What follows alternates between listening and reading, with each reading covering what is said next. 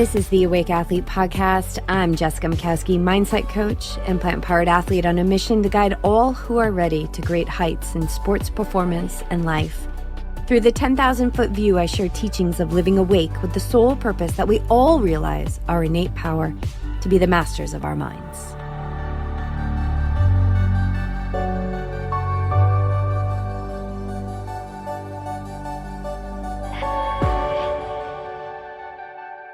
Always so good to have you guys with me for another episode. I think we're getting to the end of season 3. I believe this is going to be episode 10.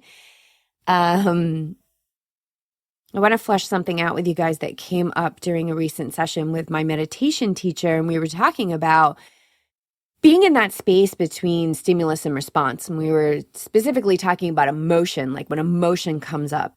And really the process that we want to practice here is we want to practice feeling, but not identifying with the stories and the thoughts about those emotions, because those stories and those thoughts are based on the past. They are based on the past. So if we are in an emotion, let's take anger, and we're angry and there's all those thoughts, and even though it might seem like they're new thoughts because they're about a present moment situation, they're not. They're based on our history and our conditioning. And as Dr. Joe Dispenza says, like, if we are not defined by a vision of the future, we're always going to be living from a record of the past.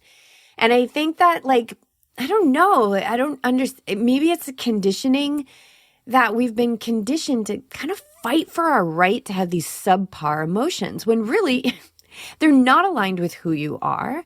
And how you feel is actually in direct alignment to how close you are to who you are. Like, we are peace, we are calm, we are well-being. That is the state of who we are at our core. And so we want to get really skillful at feeling. And if that feeling is not great or crappy, or like we don't want to feel that way anymore, I mean, that's kind of like what launched me on this whole journey of living awake. Was like, I don't want to feel so up and down all the time. Like, there's got to be another way, because if there's not another way, like, I don't want to be here anymore.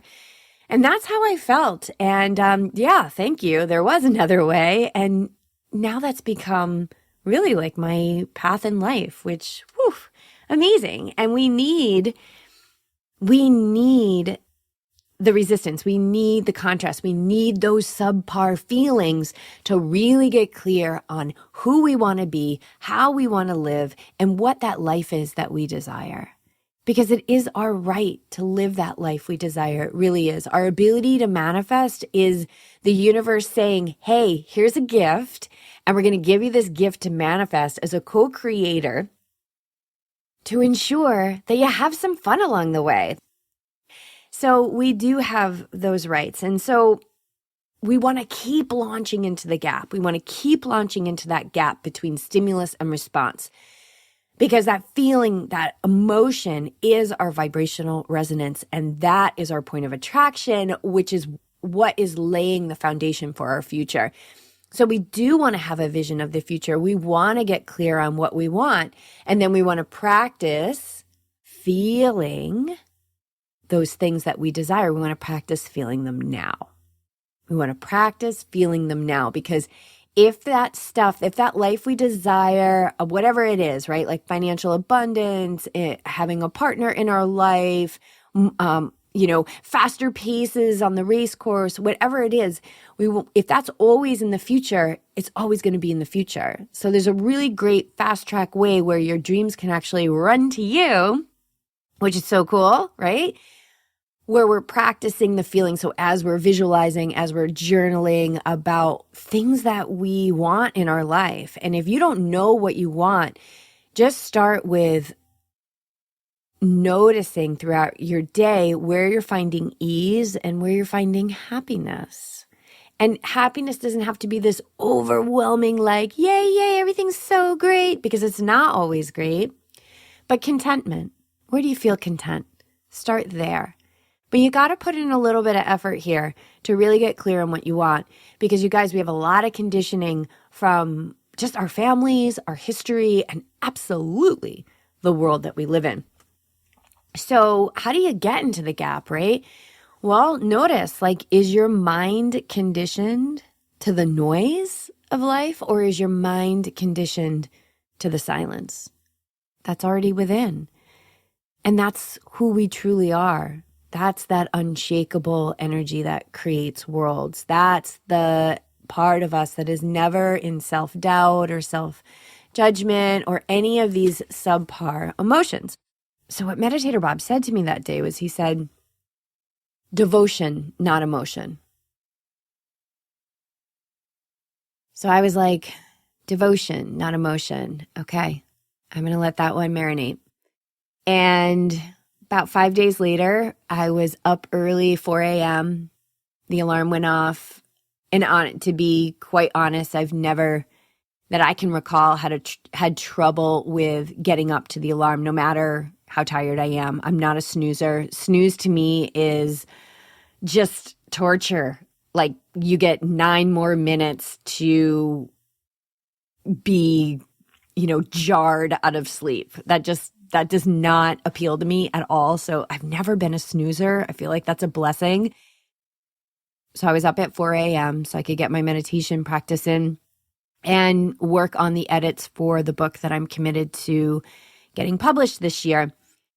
And it just hit me, I was kind of feeling tired, and it took a lot of will to be able to sit up nice and straight for that meditation. The physical body's tired. I've got an ultra marathon in 2 weeks. I've got a cycling camp that I'm doing in Costa Rica after the week I host the retreat down there. And so all of a sudden my ultra training has also turned into bike training on top of an already busy life. And I know you have a busy life too. So I appreciate you taking time to listen to this.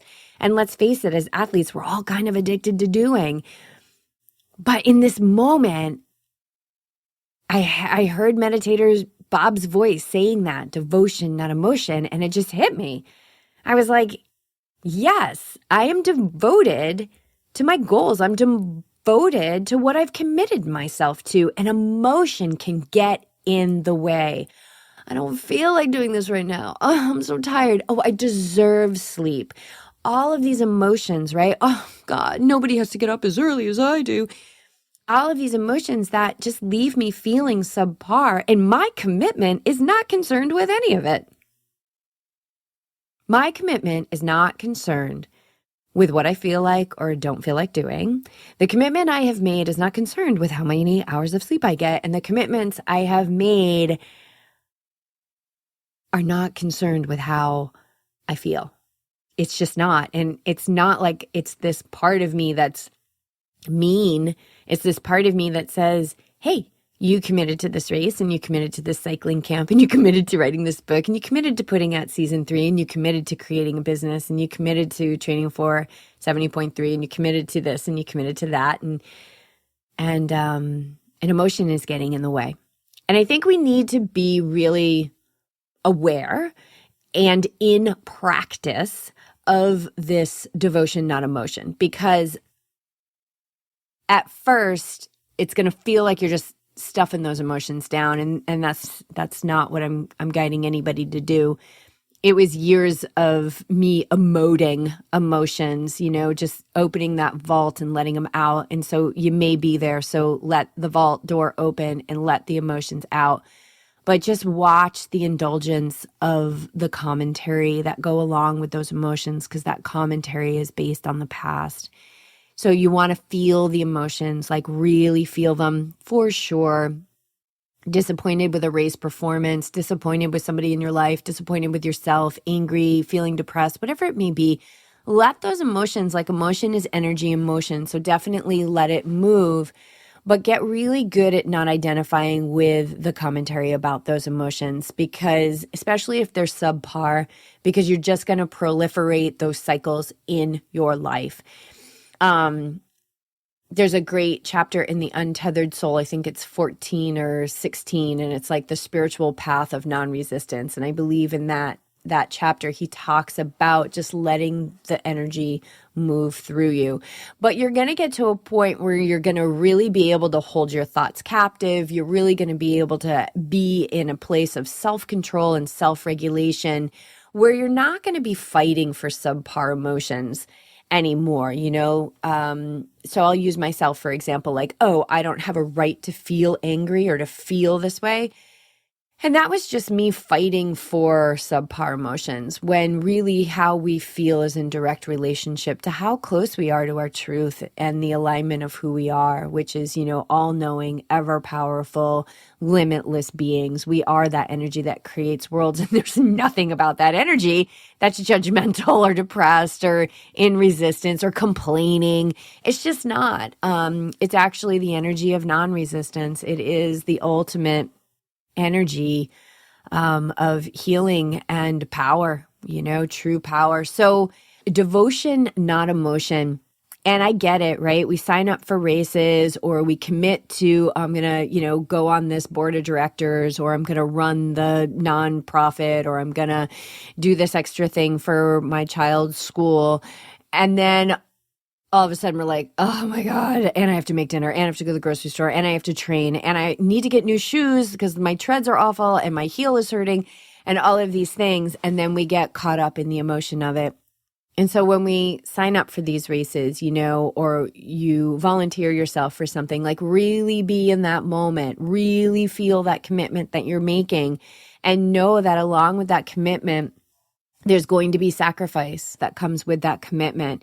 But if we stay with that commitment and we're really feeling everything that's going along with the process of fulfilling that commitment, we're going to get better and better at saying yes or saying no when those opportunities arise. Especially after a race happens, right? Like a big race. We just had Ironman 70.3 Oceanside happen here. And there's a lot of chatter on our team page and on our local San Diego text chain about signing up. And you can get really like caught up in just feeling inspired and all of that. And if you commit. If you commit because you're super inspired and you get caught up in the emotion of it, and you get caught up in that inspiration and you just want to do it, then commit and do it. But, 7 months down the line, 9 months down the line, when everything in your life is stacking up and you still have to go out for your ride, or you got to get to the pool, or you got to do these things, that's when the emotion is going to start dragging you down. So remember that commitment, devotion, not emotion. So I'm just fleshing this out with you. It's been super helpful for me, and I think for me, I'm very clear on what I'm devoted to. I'm very clear on what that devotion is. For me, it is, total enlightenment and self-realization. And that's just what my devotion is. And so I've got all these commitments along the way, and everything in life, every day, it's giving me an opportunity to stay committed to that path. Even this morning, I woke up and I was going to have a light day of working out because I wanted to focus on this podcast. So yesterday I went out in 100-degree heat and did a 4-hour bike ride. It was insane. Today would have been so much better.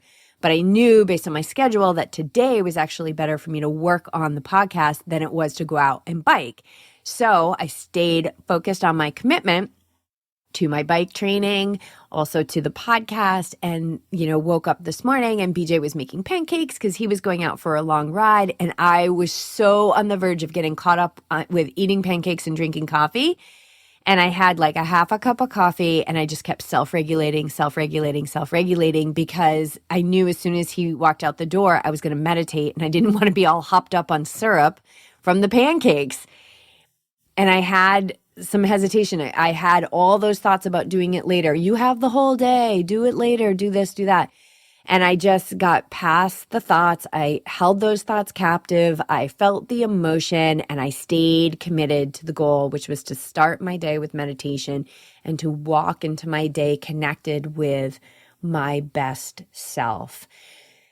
So I hope that was helpful for you guys. I've really enjoyed this season. I'm going to throw down a season finale here. I don't even know what it's going to look like, but I'm sure the words will come at the exact right time. So appreciate your commitment to listening to this podcast and then taking that commitment really into action, because we are the change that we dream to see in this world.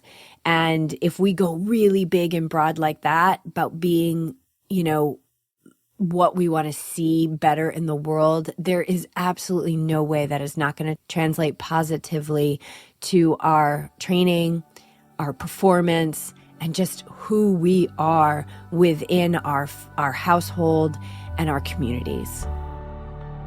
Okay, guys, have an awesome, awesome day. Devotion, not emotion.